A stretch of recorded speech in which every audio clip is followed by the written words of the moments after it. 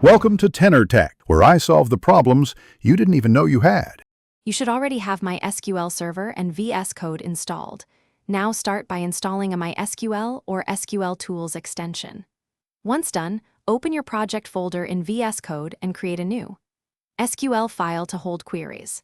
Next, open the extension's connection manager and add a new connection with host, port 3306, user, and password. Give it a clear name. This first action connects the editor to the database, so you can run queries directly from VS Code. Once your connection entry exists, test it to confirm credentials and network access. If testing succeeds, open a SQL editor using the extension or the command palette.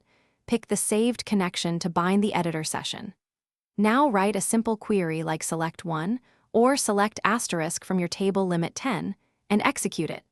Results appear in the Results pane where you can inspect rows and column types. Make sure to switch the active database if you have multiple schemas so queries target the correct data. To finish, save your connection profile and consider storing credentials securely via VS Code secret storage or environment variables.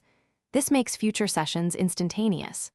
When making changes, wrap multi-step updates in transactions and use explain to optimize slow queries. If something breaks, verify the MySQL server is running, confirm host/port matches, socket versus TCP, check firewall rules, and review MySQL logs for authentication errors.